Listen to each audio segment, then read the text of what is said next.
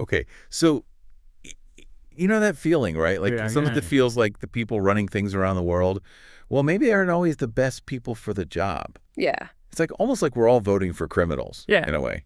You know what I mean? Yeah, I get that. It's like this disillusionment. Like, why are these people in charge? Yeah, and it makes you wonder about the whole system, right? Like, how does global leadership actually work?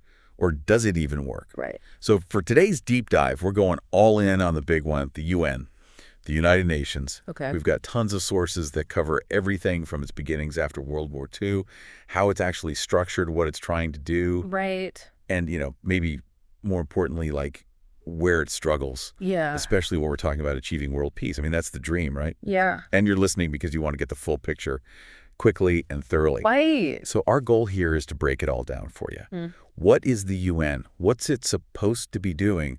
And why does it sometimes feel like global peace is just this impossible goal? Yeah. Well, to get that, we have to go back to the beginning, right? Because the UN didn't just appear out of thin air. Of course not. It came out of the absolute wreckage of World War II. Yeah. I mean, a conflict so devastating, so huge, that it really showed how the League of Nations, that was the idea before the UN, that completely failed to stop this global catastrophe. Right. So you have World War I, World War II back to back, and they're trying to figure out how to prevent a World War III. Exactly. And 51 countries, right? They're still dealing with the fallout from these wars. Like, it affected everyone all over the planet. Yeah. Regardless of age or status, like everyone felt the impact of these wars. Yeah, it was a global experience. And so they come together with this one really important goal. Yeah. Never again. We have to create something that will actually stop history from repeating itself. Right. And that's really the core of the UN. It's the whole reason it exists. Yeah, it's that simple, powerful idea, right, to prevent another world war. And they meet in San Francisco to sign the UN Charter. Yeah. Like, that's the moment where it all begins. Right. And the UN Charter lays out the ground rules. Yeah. It's the framework. So if we really want to get why the UN succeeds sometimes, or why it doesn't, we have to look at its structure. Well, You can almost think of it like a body, okay, I like that. with all these different organs that each have their own job to do. I'm with you. Okay, so let's break it down, starting with the General Assembly. What is its main function? Okay, so the General Assembly, that's the big meeting room. No. It's where all the discussion happens. Mhm. All 193 member states, every single one gets a voice. They get a seat at the table. Okay, that's a lot of voices. It is, and they can discuss almost anything that falls under the UN Charter. It's the main body for making policy and representing all the different nations. So everyone gets to speak, everyone gets a vote, but do their decisions actually hold legal weight? Like, are countries bound to follow them? Okay, so not in the same ways as the Security Council, which we'll get to in a minute. General Assembly resolutions are more about moral and political influence. Okay, so it's not like a global lawmaking body. Right, they're setting standards and applying pressure. Okay, so give me an example of how that works in the real world. Okay, so think about resolutions on the rights of the child. Okay. They're not legally binding in every single country, but they set a global standard. They apply pressure. I see. And that influences how governments and organizations all over the world approach these issues. Okay, so it's more about shaping the conversation, setting expectations. Exactly. Okay, now on to the Security Council. This is where the real power is, right? Well, that's generally how it's seen, and for good reason. Yeah. The Security Council, it's the one responsible for keeping international peace and security. So it's like the global police force in a way. Sort of, but not exactly. I mean, it's the Yeah. group that can authorize peacekeeping missions, they can impose sanctions, Yeah. and even use force when there is a threat to peace. So their decisions have real teeth. Yeah, they directly affect what happens in conflict zones. They affect the safety of the people in those regions. Right. Give me an example. So think about sanctions. Sanctions can cripple economies. They affect whole populations. Right, that's serious stuff. Yeah, And then there's that whole thing with the 5 permanent members, right? right. China, France, Russia, the UK, and the US. Yeah. With their veto power, how does that affect what the Security Council can actually do? Okay, so the veto power, it's a really tricky issue. Yeah, I bet. The idea was to make sure that any major action the Security Council takes has the backing of the world's most powerful nations. Okay, so it's like a check on the Council's power. Right. It's meant to prevent the UN from becoming a tool for one group of countries to use against another. Okay, so it's supposed to ensure stability. Exactly. But as we've seen really clearly with the war in Ukraine, it can also completely paralyze the council. Right, because if one of those permanent members has interests at stake, they can just veto any action. Exactly. And it's a system that's designed to prevent one country or a small group of countries from acting alone, but it can also lead to inaction when action is really needed. Right, so it's a double-edged sword. Oh. Okay, let's move on to the Economic and Social Council, or ECOSOC for short. Right. It doesn't sound as dramatic as the Security Council. What does it focus on? Okay, so ECOSOC, it's essential for coordinating the UN's work on all the economic and social issues. Okay, so less about wars and more about the stuff that affects people's daily lives. Exactly. Things like sustainable development, ending poverty, protecting human rights, promoting gender equality. These are huge global challenges that impact the well-being of people everywhere. Right, and ECOSOC is the one coordinating all that. Exactly. They work with all sorts of specialized agencies and institutions all over the world to tackle these really complex problems. So it's less about the immediate crises and more about building a better world long term. Exactly. And that long-term work, it's essential for peace and security. Right, because if people are struggling to survive, it's harder to build a stable, peaceful society. Right. For example, ECOSOC oversees all the efforts to improve global food security. They coordinate programs that try to reduce hunger and malnutrition, in places that are really vulnerable. Yeah, that's a huge issue, and it's connected to so many other problems. Exactly. Okay, what about the Secretariat? That's the one led by the Secretary General, right? Yeah. What do they do on a daily basis? Okay, so think of the Secretariat as the UN staff. Okay, They're the ones who carry out the day-to-day work. so they're putting into action all the decisions made by the other parts of the UN. Exactly. And the Secretary General, they're the public face of the UN. They're like a global diplomat. Right. They use their position to try to mediate conflicts, to raise awareness about important issues, and to shape international discussions. Yeah, they're a powerful voice on the world stage. They can be. Okay, and we can't forget the International Court of Justice, the ICJ. This is the legal side of the UN, right? Exactly. It's the main judicial body. It settles legal disputes between countries. So basically, it's like countries taking each other to court. Right, and it gives legal advice to other UN organizations. Their rulings and their opinions, they all contribute to international law. They're shaping the legal rules for how countries interact. And those decisions can have a lasting impact, right? Absolutely. Okay, last but not least, we have the Trusteeship Council. That sounds like something out of a history book. Well, it kind of is. Okay. It finished its work back in 1994 after all the territories that it was supervising gained independence or self-government. Oh, so it was specifically focused on decolonization. Right. It represents a specific historical period and the UN's role in that process. So it's not active anymore. Yeah. But it played a big role in shaping the world as we know it. Right. Okay, so I've covered the structure, but what are the big overarching goals? What is the UN actually trying to achieve? Okay, so the UN Charter, it lays out 4 main goals. Okay. The first one is maintaining international peace and security. That means preventing war-resolving conflicts peacefully. A big one for sure. Yeah. The second is developing friendly relations between nations. Okay. This is based on respecting equal rights and self-determination of all people. Okay, so promoting cooperation and understanding. Exactly.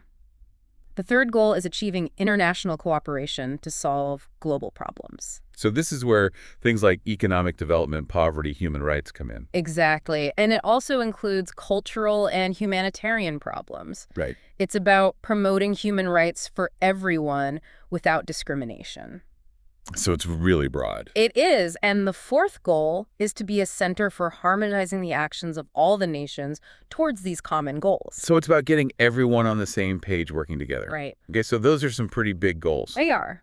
Which brings us back to where we started, right? Right. That feeling that the world keeps voting for criminals. Yeah. And why the UN, even with these goals, doesn't always seem to deliver on that promise of global peace. Right. Like, what's the disconnect? I think your voting for criminals idea, it really captures the frustration that a lot of people feel with some of the world's leaders. Yeah. And there's some pretty clear reasons why people feel that way. Okay, so let's dive into those reasons. Okay. Why do people feel like we keep ending up with leaders who aren't serving the best interests of the world? Okay, so first off, accusations of corruption and misconduct, they're incredibly damaging. Yeah. When leaders are seen as using their power for their own benefit, it erodes public trust, both within their own countries and internationally. Of course, because it means they're not acting in the best interests of the people they're supposed to be serving. Right, and this kind of behavior often leads to resources being misused. Right, so money that should be going to help people ends up in the wrong pockets. Exactly, and that increases inequality, which ultimately affects everyone in a society. It creates instability and resentment, right?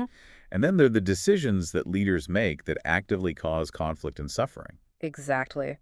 When leaders make choices that lead to war, to human rights violations, or create serious economic hardship, Yeah. it's easy to see why people would have a negative view of them. Yeah, because those decisions have real consequences for real people. Right. And we've seen those devastating consequences over and over again throughout history. Yeah, and it often feels like leaders prioritize their own national interests over any sense of global responsibility. That's a major challenge for any international organization, especially the UN.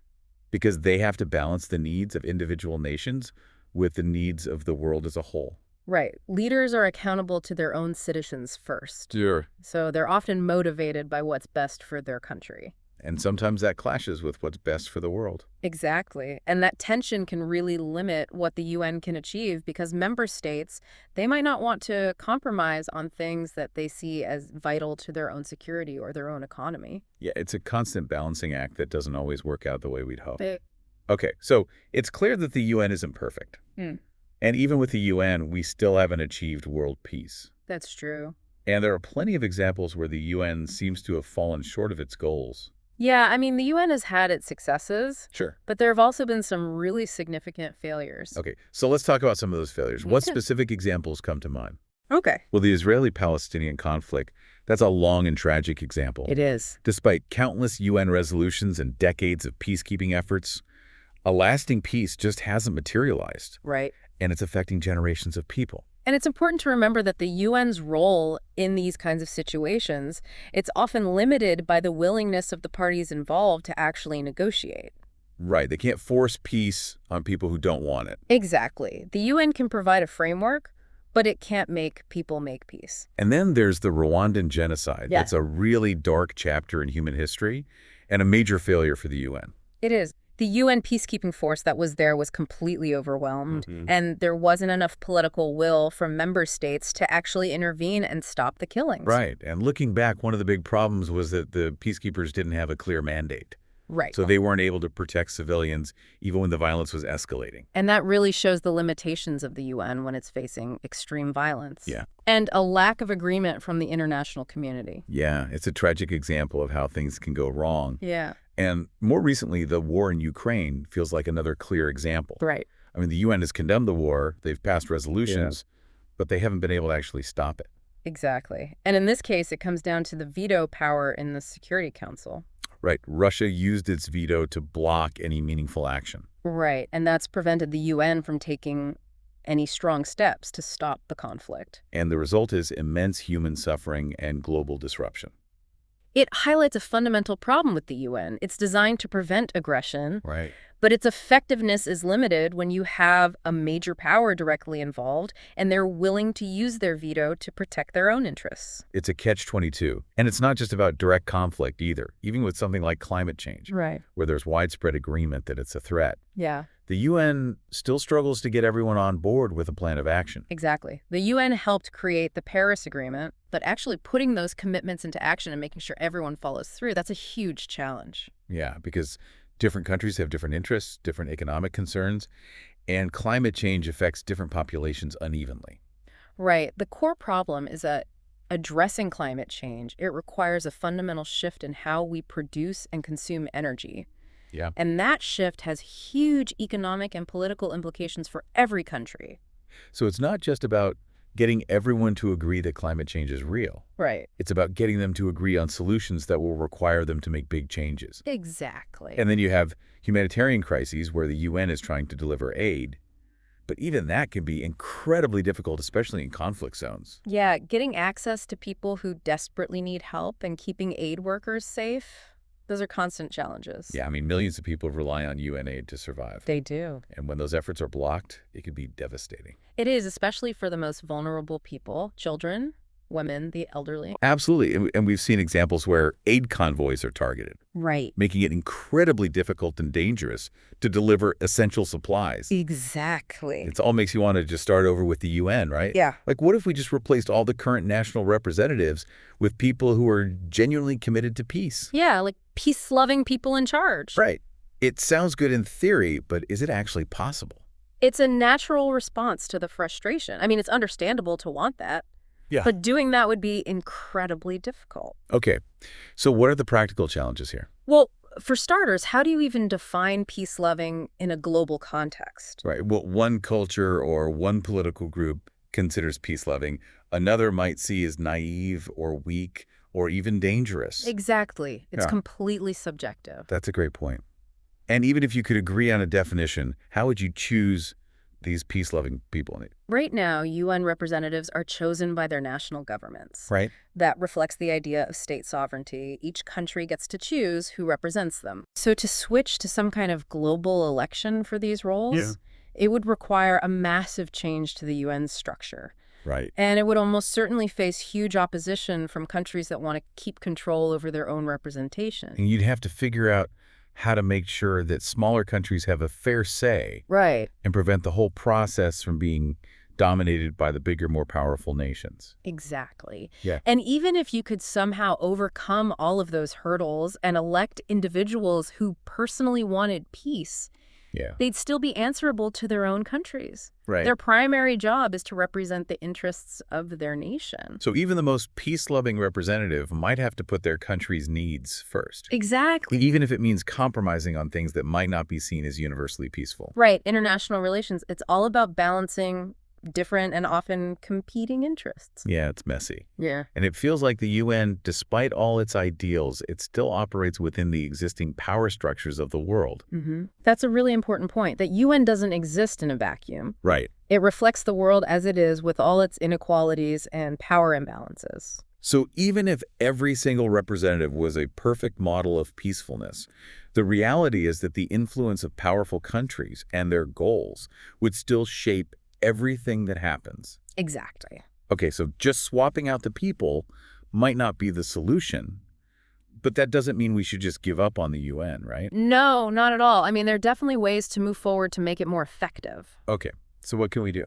Well, strengthening international law is key. Okay. I mean, strengthening the rules that govern how countries interact with each other. So making it clearer what's acceptable and what's not. Right. Having a strong legal framework that clearly prohibits aggression and protects human rights. Okay. That can provide a better foundation for peaceful relationships. Okay. And what about the more proactive approaches like diplomacy? Supporting diplomatic efforts and mediation, that's essential to prevent conflicts from escalating. And that requires skilled diplomats who are experts in negotiation and who understand different cultures. Right, because sometimes just getting people to talk to each other can make a huge difference. Exactly. It also feels like we need to be creating a culture of peace from the ground up. I agree completely. Promoting peace education that focuses on things like empathy and tolerance and conflict resolution, that can have long-term effects on how people see and deal with conflict in all societies. Okay, so it's about changing attitudes, not just laws. Right. And what about the role of ordinary people and organizations outside of governments? Empowering civil society organizations and non-governmental groups. So these are the groups that are working on peace building and human rights. Right. Giving them more power can provide valuable insights and grassroots efforts that can support the work of the UN. Because they're often closer to the problems on the ground. Exactly. And then there's a whole debate about reforming the UN itself. Right. Particularly the Security Council. Yeah, that's a big one. Like, how can we make it more representative of the world today? And what about that veto power? Exactly. I mean, those are key issues. Right, because those changes could help the UN act more decisively when it's facing threats to peace. Potentially. But any reform to the Security Council, it would require agreement from the permanent members themselves. Right. Which makes it a really difficult political challenge. Yeah, because they're the ones who benefit from the current system. Right. And finally, it seems like a no-brainer that we should be holding leaders accountable for their actions, especially when those actions lead to conflict and human rights abuses. Absolutely. Promoting accountability through international courts. Right. And other mechanisms that can act as a deterrent and reinforce the idea that there are consequences for actions that violate international law. So it's about creating a system where leaders know that they can't act with impunity. Right.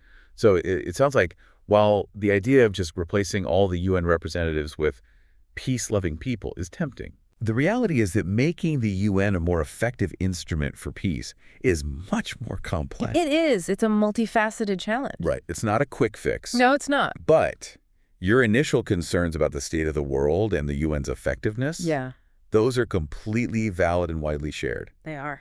And the UN, despite all its limitations and its failures, Yeah, it's still a vital platform for international cooperation and for the pursuit of peace. it is. So while directly swapping out representatives might not be realistic, Right. focusing on strengthening international institutions, promoting peaceful norms, Yeah. and holding leaders accountable, those are crucial steps towards a more peaceful future for everyone. They are. It's a lot to think about. Mm.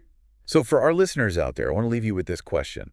When we're facing these huge global challenges like war and climate change and poverty, where do you think we can make the most progress? Yeah. Is it about the actions of individual countries? Is it about changing international organizations like the UN? Or is it about a fundamental shift in global values?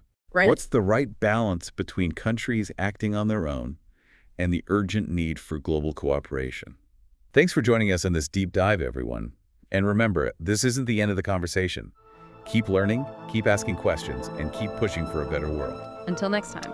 This is DigitView.